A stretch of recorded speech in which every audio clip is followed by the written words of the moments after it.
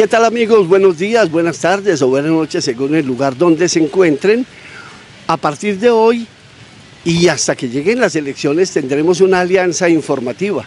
Se suman a ella KF News, El Opinadero y Julio Bayona Televisión, y el propósito es que ustedes, amables ciudadanos, conozcan de viva voz el pensamiento, las propuestas, la hoja de vida inclusive de los candidatos a las alcaldías de Pereira, Risaralda y Dos Quebradas, y por supuesto de la gobernación de Risaralda. Los acompañamos Julio Bayona, Carlos Álape y este servidor Luis Fernando Cardona Gutiérrez. Y hoy tenemos como invitado a Carlos Andrés Hernández. Él es aspirante a la alcaldía de Pereira por el Movimiento Liberal Progresista. Carlos Andrés, bienvenido. Y bueno, comencemos por el principio. Dígale usted a nuestros seguidores, a toda esta ciudadanía que está pendiente, ¿quién es usted? Bueno, Luis Fernando, muchas gracias por el espacio, a usted, a Carlos, a Julio, que nos acompañan en el día de hoy. Y bueno, Carlos Andrés Hernández es un pereirano, orgulloso de ser pereirano, nacido en el sector rural. Viví más o menos hasta los 4 años en el corregimiento de Arabia, un corregimiento muy bonito, cercano a nuestra ciudad. Todavía con muchos nexos con el tema agrícola, porque me gusta mucho el tema del campo.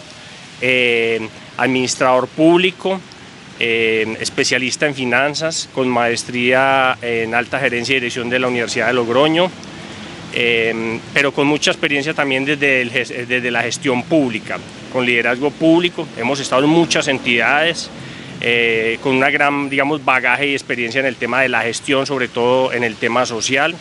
Y eso nos ha permitido no solamente conocer nuestra ciudad, nuestro departamento, y otras problemáticas también que se pueden ver reflejadas en lo que es nuestro país.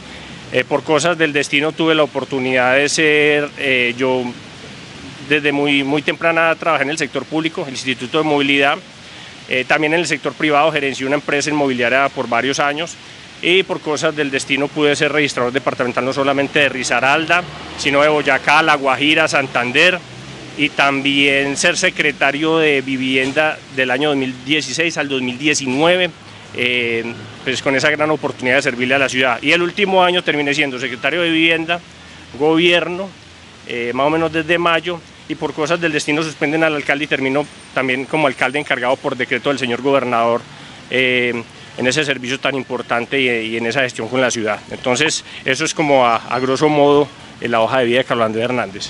Bueno, antes de entrar en materia en los temas, tiene su arraigo, su herencia, la familia Hernández, una familia política, de servicio a la ciudad, de servicio espiritual, porque hasta el padre Hernández, el padre sacerdote. ¿Cómo ha influido eso en su formación, en su modo de actuar en la vida? Bueno, sí, no, la verdad la familia es ese gran legado, esa gran herencia. Uno constantemente hasta hace cosas que uno dice, venga, eso lo hace tal tío, o así lo hace mi papá. El tema genético es un tema muy arraigado, muy incrustado en nosotros. Muy orgulloso con una familia, la familia de mi papá es del municipio de Marsella y de mi mamá de Quinchía. Muy cercanos al sector rural. Mi papá toda la vida trabajó con lo que fue la Federación de Cafeteros, con lo que es el cultivo del café y la industria del café, pero una familia muy querida, una familia, como dice Julio, muy liberal. Mi papá fue concejal 2 veces de la ciudad de Pereira, entonces uno tiene esa imagen. Tuve un tío también alcalde del municipio de Marsella, también liberal, y un tío diputado. Entonces, ¿Ese tío era Carlos Alberto? Carlos Alberto Hernández, fue gerente del terminal de transporte cerca de 23 años, sí, ya falleció. Pero bueno, con mucho orgullo de la familia, porque es una familia buena, bueno, como somos los pereiranos. A usted, sus más cercanos lo llaman Cacho. Entre otras cosas, me gustaría que nos cuente de dónde salió ese mote, ese sobrenombre tan simpático. Y de otro, pues además quiero felicitarlo, recientemente contrajo matrimonio. Julio, sí, no, pero hay un datico por ahí que un amigo sacó, pues como la noticia primero del tema del matrimonio. Me caso es el 25, no el 18. Apenas, sí, pero me gustan mucho esas felicitaciones por anticipadas, hermano. O sea, esta es de las últimas entrevistas como soltero. Sí, las últimas como soltero, entonces ustedes tienen la primicia. Sí, eso me dicen constantemente. Yo le digo a los amigos, me voy a casar, y todos callan, me miran y agachan la cabeza. Entonces yo digo, bueno, están contentos, están tristes, pero no. Yo creo mucho en el matrimonio, soy muy creyente, creo mucho en Dios, creo que hay una gran fuerza que nos guía, entonces creo mucho en la institución matrimonial, soy muy católico, creo en los principios familiares, en los valores, en los principios, en la sociedad. Bueno, y el otro, el tema del apodo, es un tema muy particular, muy chistoso, la gente se imagina mil cosas. Usted sabe que en estos municipios, Cafetero, Pereira y los municipios de Risaralda, a todo mundo le ponen apodo. Y yo tenía una novia que tenía los dientes muy pequeñitos. Y le decía, supongo que todavía le dicen la cachama. Entonces ella le decía la cacha y yo, como fui el novio de ella, terminaron diciéndome el cacho. Pero la gente se imagina mil cosas. En estos días se acercó una señora y me dijo, usted es el que le dicen cacho. Entonces, usted se la pasa poniéndole cacho a las mujeres. No, yo le dije, no, venga señora, no es por eso, pero sos... Sí. No, es un tema muy particular, muy gracioso, pero bueno, eso es de la idiosincrasia, hace parte de la cultura y la idiosincrasia de estos pueblos, del eje cafetero sobre todo. Bueno, Carlos Andrés, Carlos Jalape, nuestro compañero de KF News, decía, se cansó de vivir bueno, pero también muchos ciudadanos se preguntan exactamente lo mismo, porque si hay algo realmente desgastador es el gobierno, y usted que la está pasando tan sabroso, está viendo sabroso, pues ayudó a ese grupo, a ese movimiento que llama Liberales Progresistas, a entregarle las banderas de la colectividad roja a Gustavo Petro, y ahora se quieren meter en ese berenjenal de la alcaldía de Pereira. Sí, Luis Fernando, un grupo de amigos, digamos que inconforme sobre todo cómo se viene manejando el liberalismo en el país, y es un grupo enormemente grande. Yo creería que vamos a tener candidatos por todo el país a alcaldías y a gobernaciones, con esas bases liberales, esos principios sobre todo de construcción social. Una construcción que es origen de las bases liberales, el progresismo, que tiene que ver con el evolucionismo, con esa construcción de tejido social. Y entonces se vino como gestando este movimiento y se dio la oportunidad con un grupo no solamente de liberales progresistas, con otros grupos, empresarios, transportadores, constructores, poner a consideración a los pereiranos esta alcaldía, esta aspiración como tal. Y hay algo muy importante, Luis Fernando, yo he pasado gran parte con mucha experiencia y mucho bagaje en el sector público. Ya pude, por ejemplo, estar en diferentes juntas directivas, en diferentes secretarías, estar en diferentes departamentos. Ya fui alcalde con unas situaciones muy complicadas que me tocó. Entonces estamos formados para eso. Yo soy administrador público y estamos formados para gerenciar lo público, sobre todo para solucionar problemas. Porque ¿qué esperan los pereiranos de un mandatario como tal? Primero, que sea un buen gerente de lo público, y segundo, que sea gobernante. Y para uno ser gobernante lo hace con la gente, para la gente y desde la gente. Entonces tenemos la experiencia, de vocación de servicio, que es lo importante, Luis Fernando, y sobre todo ser muy queridos y acompañar siempre a la gente, darle la mano, caminar con la gente, que eso es lo que necesita la gente. Ya que usted toca como punto esencial el que sea gobernante, ¿usted cree que hay desgobierno en este momento en Pereira? Julio, absolutamente estoy convencido que hay desgobierno. Yo sé que han existido unas situaciones complicadas, la pandemia, la ola invernal, las protestas, pero ahí es donde un alcalde debe sacar toda su casta, toda su fuerza y trabajar de la mano con la gente. Entonces uno lo que encuentra en este momento es unas problemáticas en el centro, una administración al otro lado completamente desconectado de las contextualidades y las problemáticas de los ciudadanos, y al otro lado la sociedad civil, la academia, los actores comunales y los actores productivos. Todo el mundo se queja que lo dejaron excluido. Y esta administración no es de un mandatario, Luis Fernando, ni Julio, ni Carlos. Esto no es de un mandatario, esto no es de un grupo político, esto es de los pereiranos. Entonces uno de los factores que hay que hacer es volver a recuperar esta administración para los pereiranos. Existe total desgobierno. ¿Por qué? Porque el alcalde nunca fue a las comunidades. Y yo le voy a decir algo de manera muy jocosa. Qué bueno que el alcalde ya en este último año saliera a la calle, caminara. Mire, eso es muy bueno para la salud. Salir a caminar es muy bueno, porque es que, por ejemplo, yo soy de un corregimiento, orgulloso de un corregimiento, y el señor por allá nunca volvió, con unas necesidades que uno no las palpa desde un escritorio. Entonces uno no se puede volver un alcalde de escritorio así quiera ser un buen gerente de lo público, pero hay que salir y tocar a la gente, abrazar a la gente, querer a la gente. Usted llegó a la alcaldía de la mano de su amigo del alma, creo que desde la niñez, que es Juan Pablo Gallo. Y tengo entendido que Juan Pablo es más bien rencoroso y si usted no está acompañando a su alcalde, quizás esté molesto con usted. ¿Ha sentido esa molestia? Luis Fernando, yo te voy a decir algo y qué bueno que me hiciste esa pregunta, es muy importante. Yo venía con mucha experiencia del tema público como registrador departamental. El doctor Juan Pablo Gallo me quiso invitar a su administración, me siento orgulloso de haberle servido a la ciudad, pero en algún momento, y de eso se trata la vida, cuando uno ve que el rumbo ya comienza a desenfocarse, el pensamiento ya no es el ideal que se había pensado, por ejemplo, en temas de ciudad, uno tiene que dar un paso al costado y esas decisiones en algún momento las tiene uno que tomar, así le cuesten, así le toque apartarse de la administración, así algunos amigos se molesten, es que la verdadera amistad no se basa en sobarle el saco o la chaqueta a un amigo, sino decirle las cosas como son, porque uno se preocupa por los amigos y uno quiere que los amigos estén bien, pero también felicitarlos en los momentos donde son acertados y donde uno ve que están cumpliendo, digamos, con esa labor tan importante. A mí me parece que la administración desde el 2020 se ha venido desenfocando, ya no es para la gente, se ha perdido el tejido social y también el enfoque, no solamente económico, sino de vocación que tiene la ciudad como tal. Seguramente estará molesto, y si está molesto porque se le dicen las cosas como son, pues... ¿Usted cree que el cambio fue en reversa? Yo creo que el cambio ya no existe. El cambio ya no existe. Les voy a contar algo. La gente reconoce que la administración de Juan Pablo fue una administración buena, se hicieron unas obras importantes, también presentó algunas falencias, quedamos en mora de algunos aspectos, pero a mí me parece que cuando ya se señala ya la administración del alcalde Carlos Maya, las cosas van como en detrimento de un proceso que creíamos que el objetivo era construir ciudad, una ciudad moderna, una ciudad con futuro, no solamente para nosotros, sino nuestras futuras generaciones. Y yo creo que el cambio en este momento ya le cuesta mucho reencaucharse. Y mire, les quiero contar algo. Yo soy crítico no desde ahora, desde el 2020 escribo columnas diciéndole al señor alcalde, mucho cuidado con la seguridad. Venga, ¿qué pasó con el alumbrado público? Venga, ¿por qué no volvieron los mejoramientos de vivienda al campo?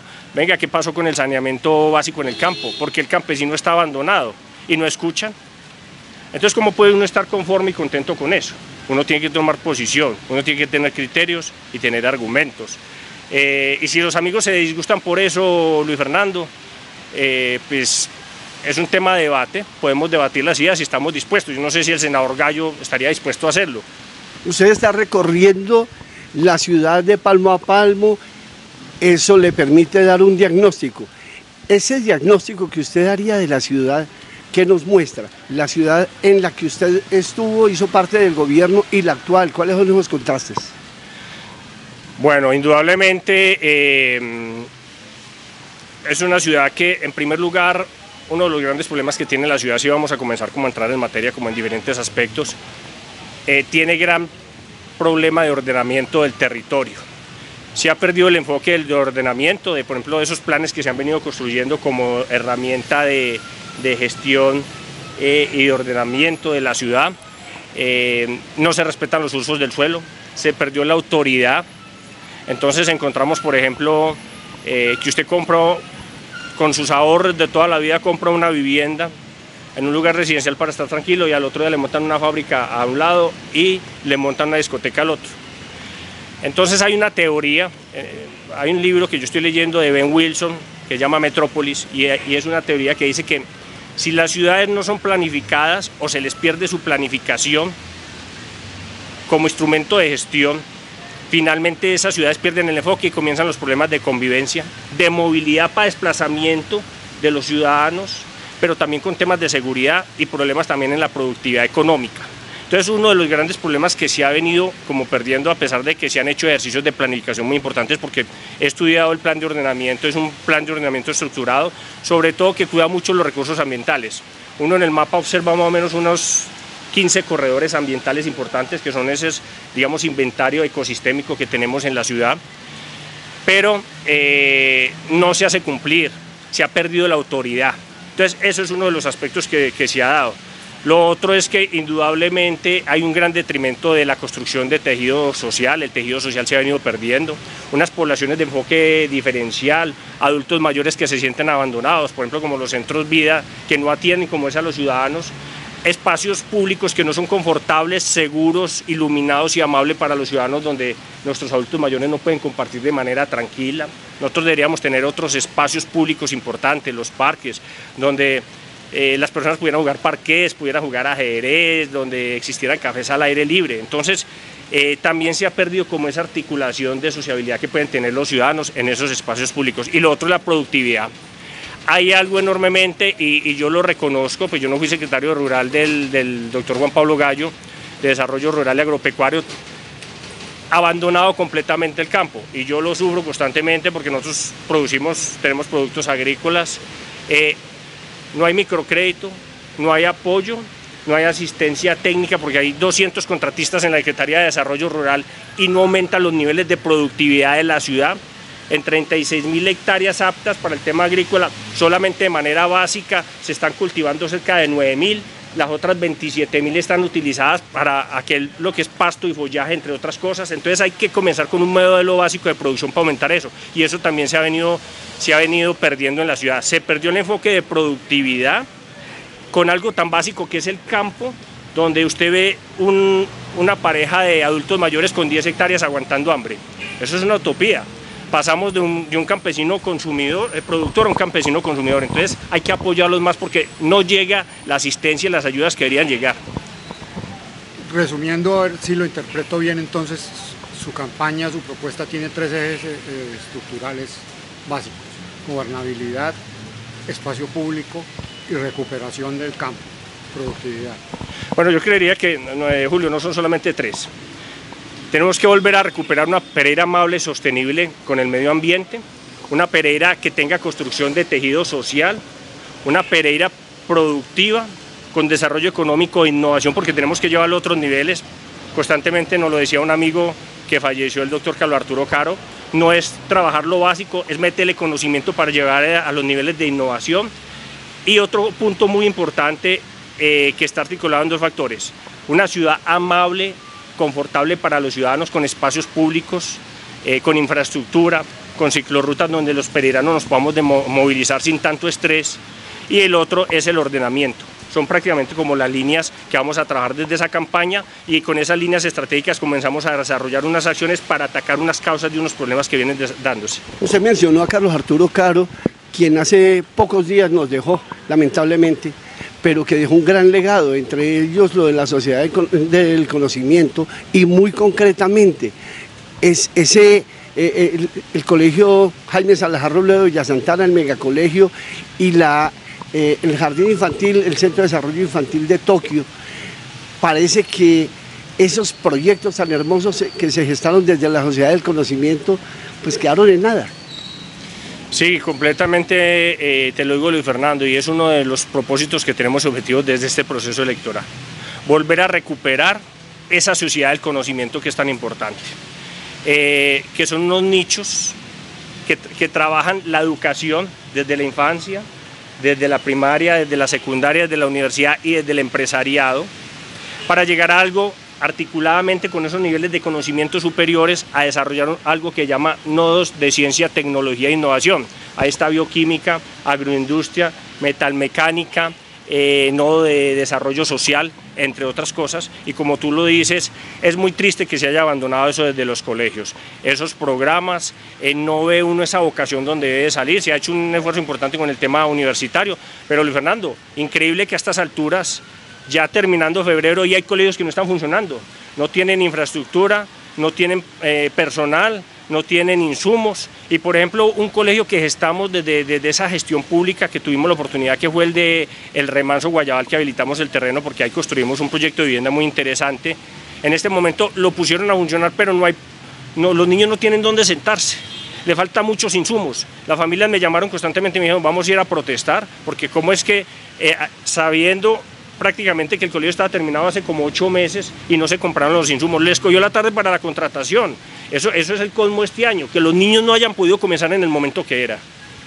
¿Usted cree, volviendo al tema de ciudad, que Pereira es víctima de su propio éxito. Es decir, aquí vendemos con bombos y platillos que es el mejor vividero y la ciudad se llenó de gente y eso nos ha generado unos problemas de movilidad, ha subido los precios de las viviendas, de los arriendos. Y realmente es un muy buen vividero, uno no lo puede negar. Pero se encareció. Pero como se vino medio Bogotá y medio Medellín. Julio, Pereira yo creo que tiene dos cualidades importantes, una ciudad muy linda, que todos queremos mucho. Y uno de los aspectos importantes es que tenemos que volver a rescatar el sentido de pertenencia y amor por la ciudad. ¿Para qué? Para comenzar a recuperar lo básico. Es un excelente vivero y tiene dos características. Yo creería que Pereira, no solamente por su ubicación estratégica, sino por algo muy importante que no tienen las otras ciudades: la vocación de servicio de su gente. Los pereiranos somos queridos, le compramos la boleta al vecino, le ayudamos al señor de la tienda, hacemos cualquiera actividades sociales en pro del barrio. Entonces, su gente, ese gen que tiene es un don de servicio muy importante y que tenemos que rescatarlo. Efectivamente tenemos unos problemas que hay que comenzar a trabajar de lo básico para recuperar la movilidad, la seguridad y el empleo, que son, digamos, como los factores problemáticos que más se están marcando en diferentes encuestas, estudios y sondeos. Pero yo creo que, mire, les voy a contar nomás de manera, en diciembre estuve en un foro con Analdex y el presidente nacional de Analdex nos decía, bueno, ustedes quieren tener una ciudad con desarrollo económico, con desarrollo social, una ciudad moderna e inteligente. Entonces comencemos a hacer un pequeño diagnóstico, a ver, ¿cómo están las vías de la ciudad urbanas? En mal estado. ¿Cómo están las vías de acceso de otras ciudades a la ciudad de Pereira, a su parte rural y su parte urbana? De Armenia, ¿cómo estamos? Unos trancones a los berracos porque no tenemos la doble calzada y aquí los dirigentes no se manifiestan frente a algo que nos quedaron debiendo, que es importante, eso ya colapsó. Por Cerritos tampoco. Ah, bueno, ¿ustedes tienen aeropuerto de carga? No. ¿Ustedes tienen un puerto marítimo cercano? No. ¿Ustedes tienen un tren cercano? Tampoco. ¿Ustedes tienen una infraestructura vial terciaria completamente adecuada para sacar los productos agrícolas? Tampoco. Entonces, ¿sobre qué estamos construyendo? Si estamos descuidando lo básico. Estamos hablando de un proyecto muy importante que es la PLEC, que es ese tema de planificación del centro logístico para hacer, y yo creo que Pereira puede ser la capital logística de Colombia, pero tenemos que trabajar en unos aspectos importantes. ¿Quién va a venir a invertir si usted no tiene seguridad? Empezando porque las calles son oscuras y en este momento los pereiranos estamos pagando el alumbrado público es para que nos atraquen a la puerta de la casa. Eso es una utopía, o usted no se siente seguro ni siquiera en un centro comercial como el Arboleda, porque la policía no existe realmente. Mire, yo los invito a algo, ahora que estamos por este sector del centro, salgamos a caminar y contemos los policías que están en el centro de la ciudad y verá que se cuentan con los dedos de la mano, no están, y ese modelo de seguridad también tenemos que cambiarlo. Carlos Andrés, hace poco el presidente presentó a consideración del Congreso el Plan Nacional de Desarrollo que se construyó a través de los diálogos regionales vinculantes y usted hace parte del movimiento liberal progresista que le entregó un paquete completo al presidente, por lo menos dos o tres grandes propuestas. Algunos dicen que el presidente nos dejó viendo un chispero porque dos de esas tres propuestas no quedaron incluidas en el plan de desarrollo: el hospital de alta complejidad y el Parque San Mateo, que es un querer de todos los pereiranos o de la mayoría. Y una tercera, que la mencionó aquí, que es la plataforma logística del eje cafetero. Sin embargo, sí está incluido uno que no ha sido bandera, por lo menos no fue el mencionado por ustedes, que es el del tren de cercanías. De pronto conegiaron a Pereira en el plan de desarrollo. Sí, indudablemente, Luis Fernando, tenemos que decirlo, los pereiranos estamos muy inconformes por la forma como se ha venido tratando, y más si hubo un proceso de participación y planificación ciudadana en esos diálogos regionales. Sobre todo 4 proyectos importantes para la ciudad. En estos días lo hablaba con varios senadores que hemos estado charlando con ellos, con Gustavo Moreno y con Omar Restrepo también de los comunes, Gustavo Moreno desde el Verde, y le pedíamos que nos apoyara mucho en el tema de la gestión, porque tiene mucha cercanía con el presidente, porque pues, por desgracia estamos viendo que los congresistas de la región y del departamento tienen muchos problemas para hacerse oír a nivel nacional. Entonces pedimos, que son importantes, el hospital de alta complejidad. Es que eso no solamente es un proyecto de ciudad, Es un proyecto de región donde beneficia a más de 3 millones de habitantes, para no tener que volver con unas enfermedades que agobian tanto a los pereiranos, a los risaraldenses, seguir yendo a Cali, a Medellín o a Bogotá, sabiendo que estamos en una posición estratégica donde puede beneficiar a muchas personas. Lo otro es, indudablemente necesitamos un gran pulmón, creemos mucho en el medio ambiente. Un batallón que al inicio de los años del siglo XX se lo entregamos al Ministerio de Defensa como tal frente a unos fenómenos que se dan en violencia. Me gusta mucho el tema de la historia, pero queremos volver a recuperar para los pereiranos ese gran Parque San Mateo, hay que hacerlo. Y no solamente el Parque San Mateo, tenemos que invertirle un parque, por ejemplo, que tiene casi 40 hectáreas como el Vergel, que también tenemos que apostarle a eso, ya está, y está listo y abandonado, y la inversión es mínima. Yo conozco el proyecto de la Sociedad de Mejora frente a eso. Y lo otro, ese tren de cercanías. El tren de cercanías que sale desde Buenaventura es muy importante, recorre al valle, el Risaralda, Caldas y el Quindío, pero tiene un gran problema y seamos realistas, vale 6 billones de pesos. 6 billones, eso es una inversión grandísima y a mí me parece que lo incluyeron pero no tienen recursos y miren lo que ha pasado. En cambio el hospital de alta complejidad, que tiene más de 150.000 millones asegurados y creo que unos recursos por regalías también, ese sí no lo incluyeron. Entonces, ¿cómo es posible que a uno que tenga presupuesto incluido para esta vigencia no lo incluyeron en el plan nacional y a otros que no tienen recursos como el San Mateo, como por ejemplo el tren de cercanías sí lo hicieron? Indudablemente lo necesitamos para fortalecer esa plataforma logística del eje cafetero, para tener un tren cercano que es mucho más económico, ese modo de transporte para el tema de carga. Bueno, hablemos de las elecciones, del mecanismo electoral. En Pereira, ¿usted cree que ya estamos preparados para derrotar a esos personajes siniestros que han venido influyendo y poniendo a la sombra alcaldes y gobernadores? Julio, yo creo que frente a lo que pasó con el presidente Petro se dan unos fenómenos muy diferentes y uno lo siente en la calle. En primer lugar, que la gente cree en las personas. Ya no importan las maquinarias, entonces las maquinarias que salen a comprar los votos la van a tener muy difícil. Y esas maquinarias que constriñen a los contratistas de las administraciones municipales con aplicativos o con código de barras para que vayan a la reunión marcados como ganado, también la van a tener muy difícil. Sin embargo, ¿qué vemos para estas elecciones locales, por ejemplo en la ciudad de Pereira? Unas candidaturas oficiales por parte de la administración y unas candidaturas alternativas. Nosotros desde el movimiento liberal progresista estamos liderando algo muy importante y es generar la unidad de esos movimientos alternativos. Ya tuvimos varias reuniones con los verdes, con la Colombia Humana, con alternativos independientes, porque me parece muy importante que nos encontremos más adelante. Respetando ese proceso que están teniendo en este momento interno los precandidatos, los 4 precandidatos del Partido Verde o los candidatos que están por el pacto histórico, que son 5 partidos, pero lo que hemos solicitado y le vamos a solicitar al señor presidente por parte de los movimientos liberales progresistas para generar esa unidad y ponernos de acuerdo frente no solamente a las problemáticas sino a las soluciones de la ciudad y de la región, es una consulta interpartidista a lo que llamamos el Frente Amplio. Para muchas personas que nos están observando de pronto no saben qué es el Frente Amplio. El presidente Petro salió de un movimiento que se llama Colombia Humana, pero hicieron algo que se llama el Pacto Histórico, donde hay 5 movimientos: el Maíz, el Polo Democrático, la Unión Patriótica y los Comunes, y la Colombia Humana. Pero más adelante, después, llegan unos aliados, liberales progresistas, que nosotros estábamos desde un principio, para que no digan que es que no levantamos las banderas desde un principio. Cumplimos ahora en febrero 1 año de haberle entregado las banderas liberales al presidente Petro, sí, cuando estaba de candidato. Entonces él conforma algo que llama el Frente Amplio, ahí entra la Alianza Verde, y un movimiento que hemos venido estructurando también, con el que vamos a tener el aval, posiblemente coaligado con otros de origen liberal, que es Colombia Renaciente. Por ahí vamos a tener el respectivo proceso y aval que vamos a dar, y con otros que estamos hablando de bases liberales, por ejemplo, como de Juan Fernando en Cristo en Marcha, entre otras cosas.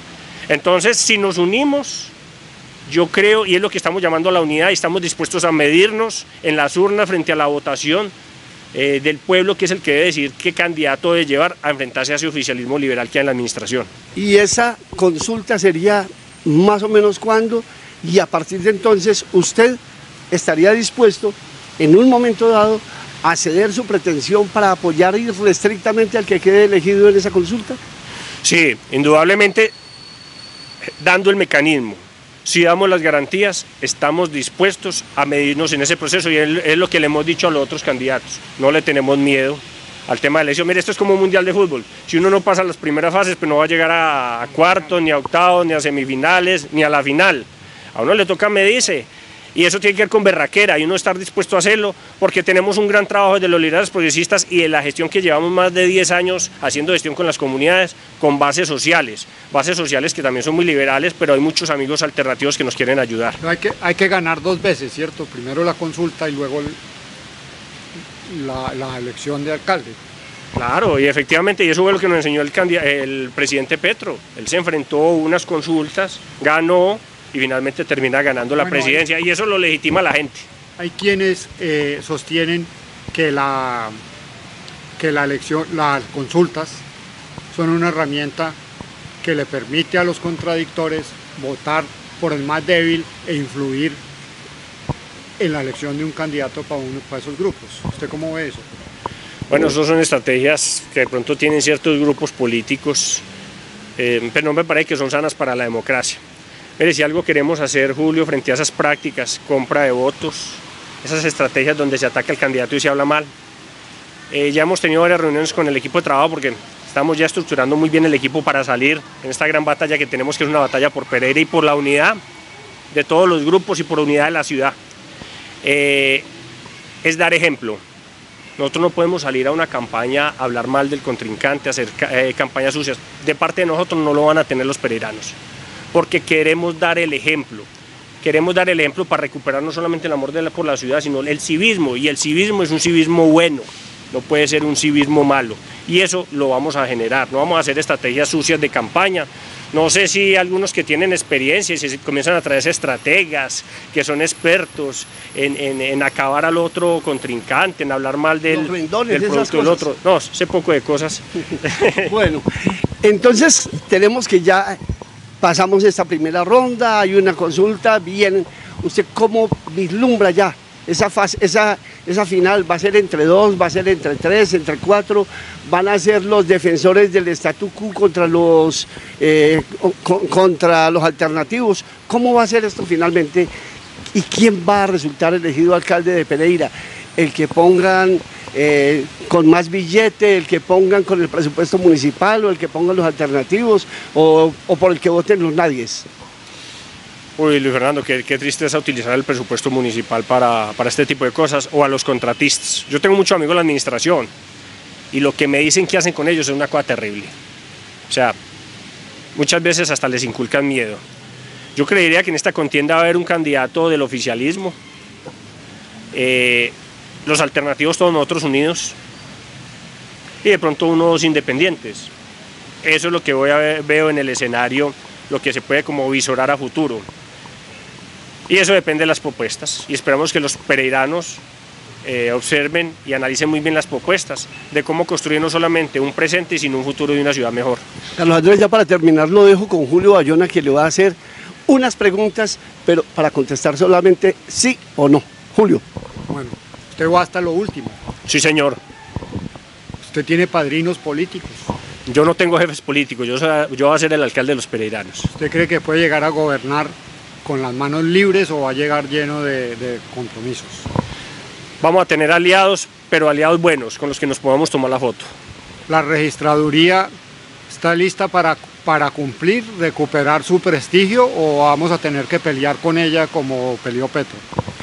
No, la registraduría en Pereira, al menos en Risaralda, yo que fui registrador departamental, está preparada y lista con tema de infraestructura y tiene un personal muy bueno y eficiente que puede dar unas elecciones con tema de preconteo y escrutinios en el menor tiempo posible.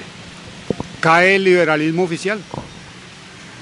Se cae ¿El poder? Indudablemente ya se les cumplió su ciclo, ya se hizo lo que se tenía que hacer. Bueno o malo, los pereiranos decidirán. Amigos, muchas gracias. Esto es todo por hoy con el aspirante a la alcaldía de Pereira por el movimiento liberal progresista, y seguramente pues por todos los movimientos, o eso aspira él al menos, por todos los movimientos alternativos. Le hemos acompañado hasta este momento Carlos Álape, Julio Bayona y este servidor Luis Fernando Cardona Gutiérrez. Hasta pronto.